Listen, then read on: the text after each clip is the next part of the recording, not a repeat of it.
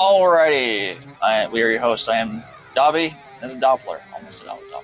Anyways, so this is a surprise one because we've been out here for nearly, at this point, Just over 3 months. just over 3 months, and by the time this goes live, it'll be 4 months. 4 months.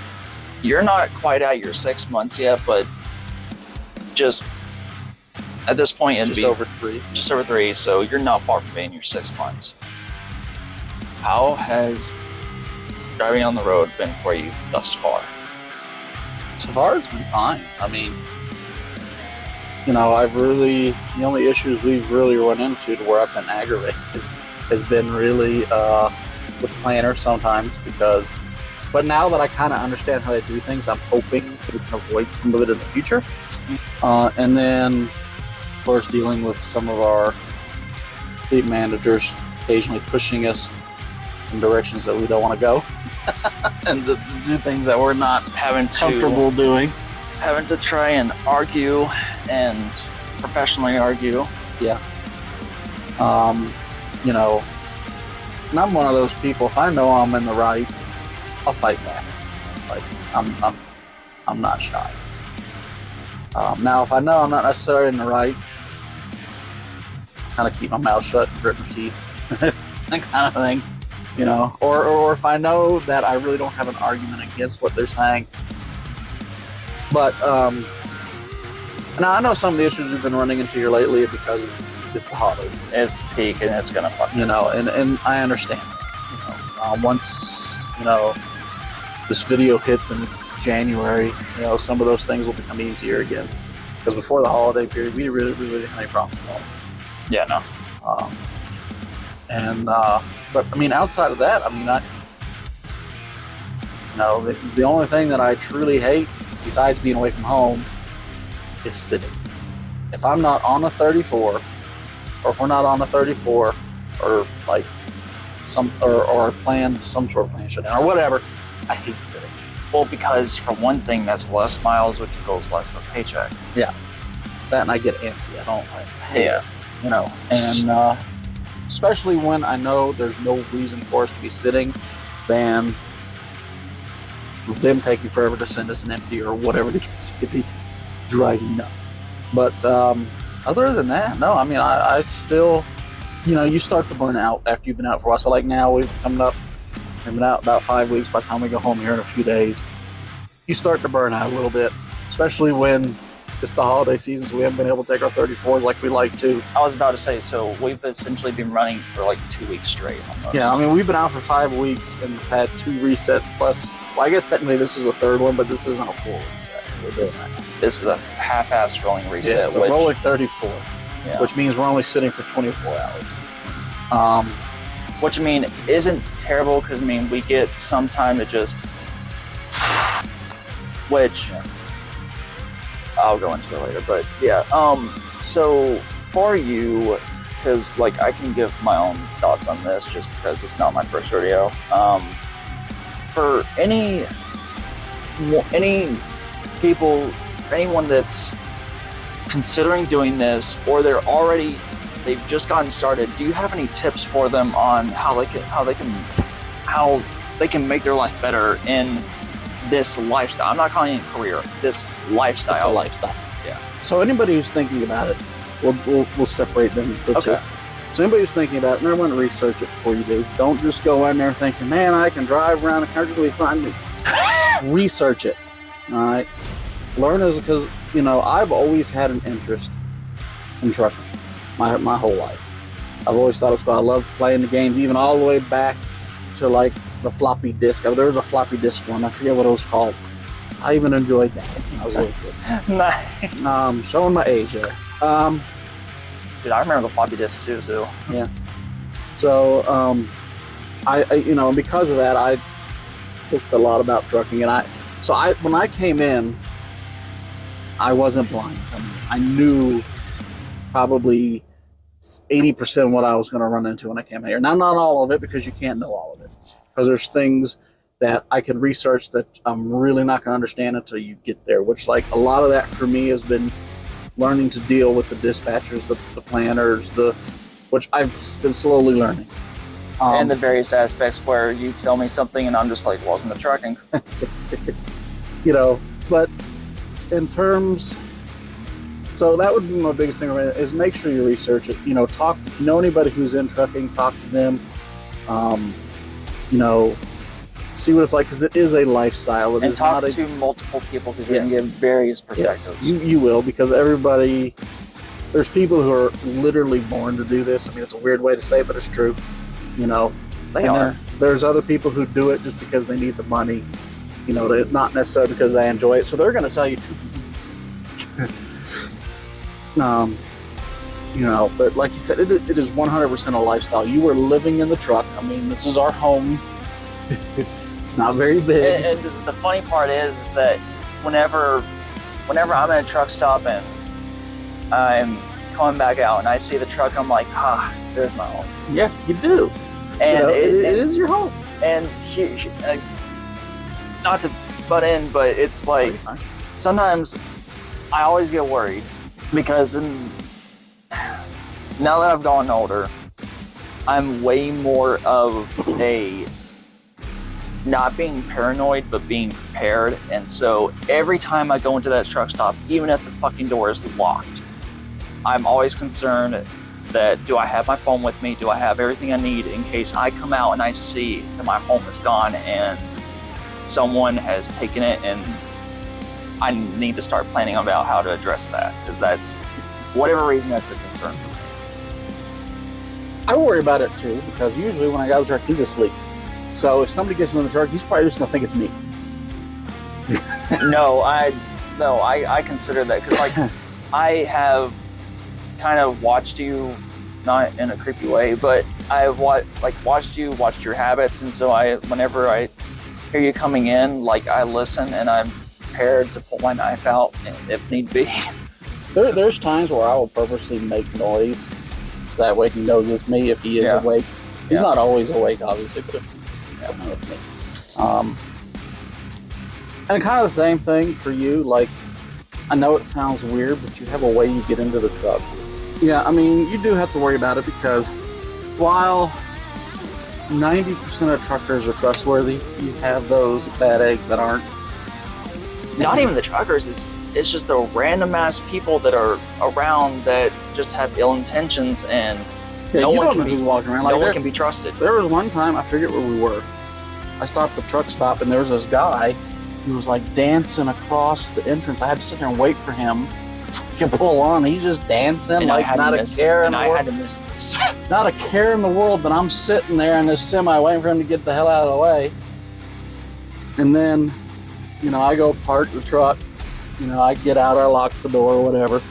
And I walk over, and he's standing there kind of hunched over in the corner, kind of just bobbing around with a cup in one hand, clothes dirty as hell. You could tell he was homeless.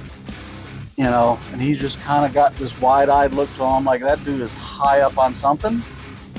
You know, so I literally, the entire time, I kept my eye on him, because I don't know what the fuck he was going to do. Right. You know? That's something you have to, like, be aware of and be prepared for. Just, you have to always, not just on the road, but just in general, when you're just stopped, you have to plan an exit. Yep. And, because he was near the front doors. Mm-hmm. You know, and even when I went and I looked behind me to see if he came in behind me, which he didn't.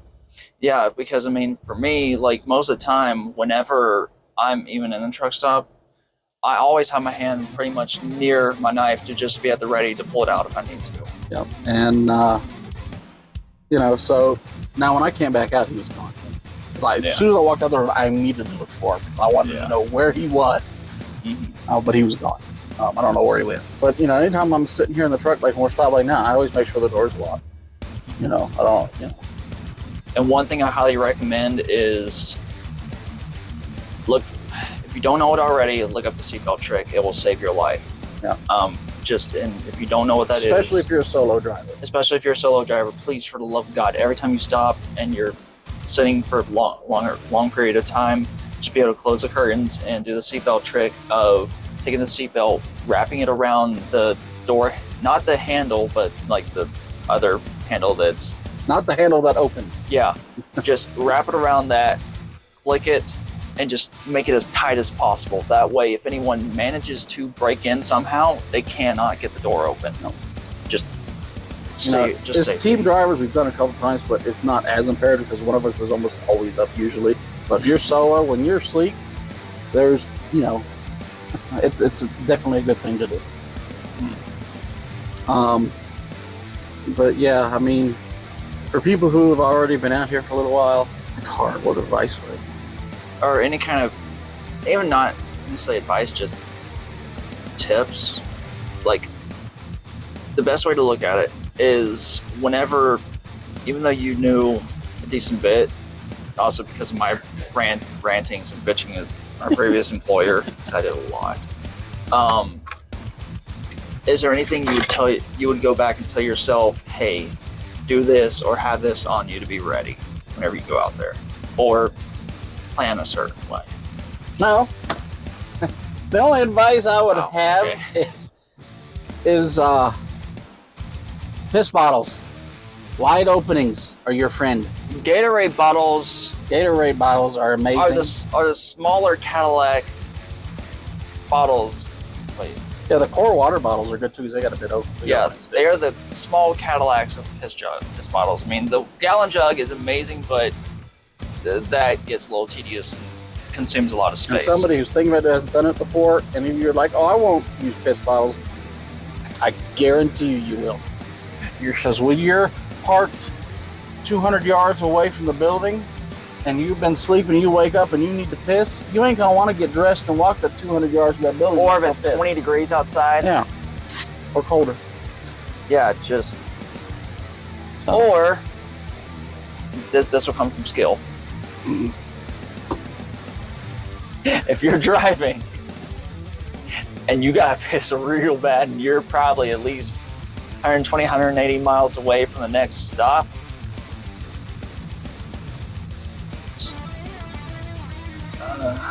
do we have one of these that aren't already filled with snakes? I was like, shit. These are kind of pricey, but the Core Hydrations are amazing because they have just enough of an opening, and it's large enough for you to be able to just kind of sit up to the edge. It's going to get a little goofy, but sit up to the edge. This is mainly going to be for males, unfortunately, but just kind of just. I mean, I guess technically a female can sit up really good. just corner, just get up to the corner and just anchor yourself and just let it go. You can do it. Just be slow, be careful, and if you're team driving, if you miss, you get a great story for the next day to tell your co-driver. It hasn't happened to us yet, but that was probably one of the most awkward things we've done on here. Anyway, the other thing I would recommend, even to somebody who's just started or hasn't, or is thinking about it, is find something you enjoy doing that you can do during your downtime when you're in the truck. Like for us, this is one of the things. It can be playing video games, whatever, and make sure you have whatever that is with you, because it can get boring if you don't have something sitting in a truck for 34 hours.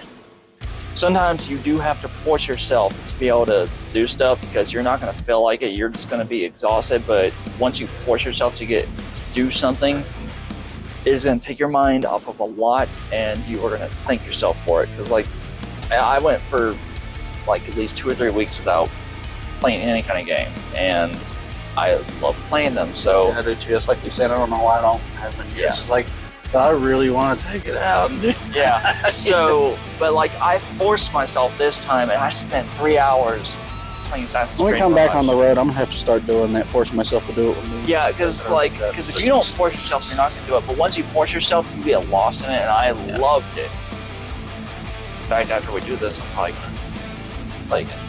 And if there's anybody out there who's thinking about opening a truck stop company, if you really want to make some money, make truck stops with gyms in it. Yes. Please. I don't know why no one has done this. Because I'm telling you, there might be a couple that we come across, but it's have a gym, and I know there is the concern of sanitation, which like you can try and mitigate it like Planet Fitness does, just at least offer the bottles and everything, because I know you can't exactly hire someone to come in there and maintain it. They're kind of short staffed as it is. But just having the option there, just so that we can stay active and try and stay fit out here. That's one of the hardest things for drivers is to stay active because you're sitting. And okay, here's my tip for someone. Yes, you might get scalded by other drivers because it's like, oh, I can drive that and I can drive for so many miles without stopping, and it ain't nothing. That can really screw with your health, man. Just It does. I've told him I do this, and he has absolutely no issue with it. Even if he did, I wouldn't give a shit, because it's like, truth be told, just because I've done this, I did this before and I didn't do it the first time, and I was miserable. And so these days, I'll drive for maybe 2 to 3 hours at most. I'll stop, get out, go use the restroom, walk around inside, come back to the truck, and I'll just start doing stretches. Like, you may not be used to doing it, but do stretches because it'll keep you awake, it'll keep you active, and it'll make you feel a shitload better. And also, just try and eat healthier. I know it's tempting, but it is. I can attest. It is really hard because it's simple. It's there. You know. So I've been trying to eat the wraps if they have them, because they're a lot better option, and I really like them. Truck stops have bananas, apples, and oranges. They don't have the greatest selection of healthier options, but they are out there. Even They have salads. They got. I mean, some of these guys have these yogurts. the little yogurts that I've found and I've come to love. So they're a little expensive, I think. It's like $3.50 for that little thing. But it's a fucking truck stop. There's a premium to begin with. Oh, everything's expensive at truck stops. Mm-hmm. Even the fast food's expensive at truck stops. Mm-hmm. But anyway, yeah, I mean, those are the things. I mean, if you're somebody who likes to travel and likes to drive and doesn't mind the lifestyle of living in a truck and everything that comes with it, you know, fighting people for laundry machines and waiting for showers, sometimes longer than you want to. Walking in to go get your laundry, and you found some random an older dude's already folding your laundry, though nicely organized. You know, I run into that again, but that was fascinating. That was an organ. But yeah, I mean, if all that, you're cool, all that, then yeah, I mean, I think it could be something for you. But just like we said, no, it's a lifestyle, not a job. And with that being said, if you are looking to team drive, if you're able to, fantastic. If not, it's gonna be a little rough. Yeah, I mean, you're sleeping in a moving vehicle. Well, no. I was just gonna say that. Like, if you know someone that's wanting to drive as well, team the fuck up with that person, because as long as y'all get along. As long as you get along, team up with that person, just because you are stuck in a 10-foot by not 10-foot space. Small space. It's a small space. You're gonna be up each other's asses all the fucking time, and it could get real old real quick. We've been out here for like 3.5 months. Like, the most we've ever had is a very minor disagreement, even if we've been pretty lucky. I mean, that was one thing I was worried about coming out here, and so far it really hasn't been a problem. Yeah, but we're also old enough and kind of decently mature enough to where it's like we can agree to disagree on stuff. Yeah, so true. That, or just don't give a shit. Yeah, we just and at the age we are, we just don't, it's like we know how to pick our battles. Yeah, like back in sometimes he said, "I'm gonna do this," but I'm like, I don't care. You know, because I mean, you gotta consider this: if it's not gonna affect you directly, it's just shit. Yep. So, yeah,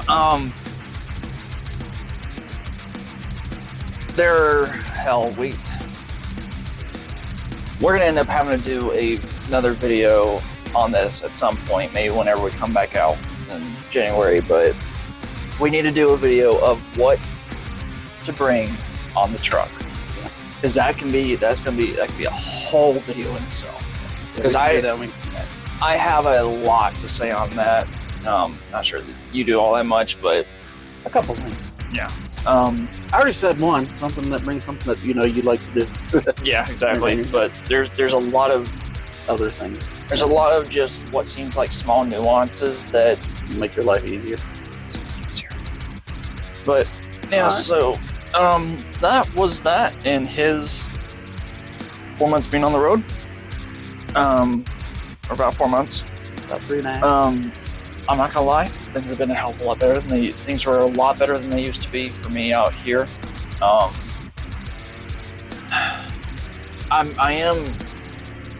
Cannot wait to get home because I am starting to get to that point where the burnout and just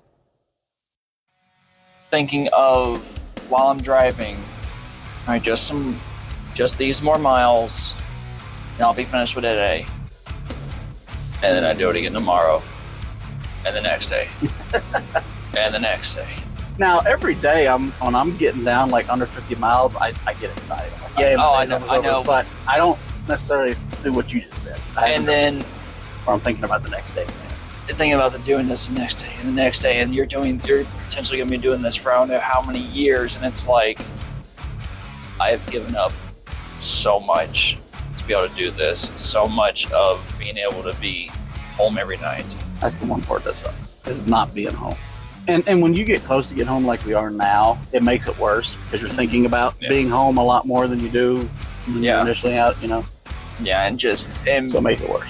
just the inability to see family, or you only get to see them maybe 4 times a month.